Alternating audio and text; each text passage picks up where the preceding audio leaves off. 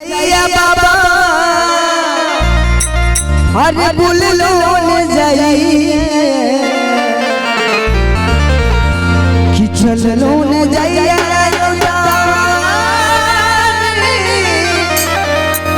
बुल लोन जाइए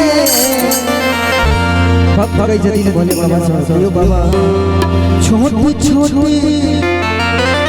रोरी करिए यो बाबा हमरा चलो ने जाइए कि छोटी छोटी रोरी करिए यो बाबा चलो ने जाइए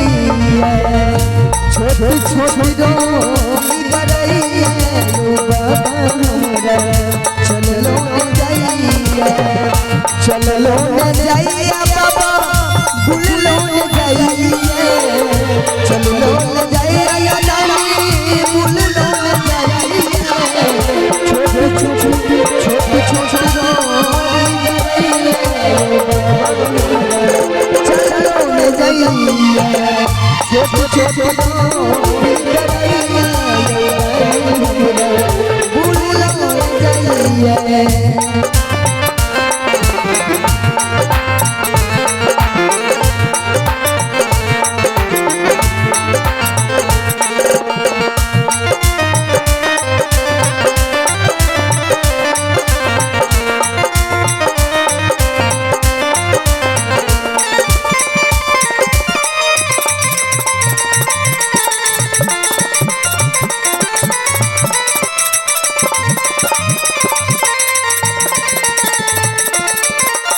और कोई जल्दी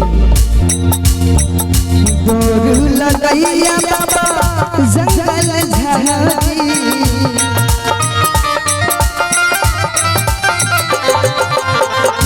गोरु लगैया बाबा जंगल झाड़ी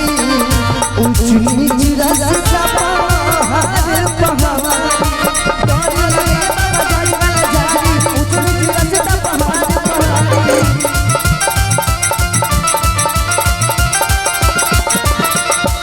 और कोई जदी रही रही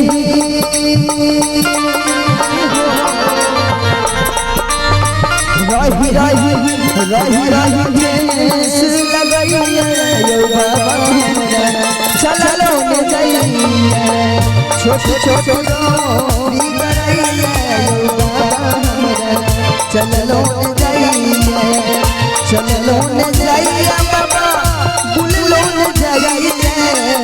चलो न जाइए नानी बुल लोन जाइए छोटे छोटे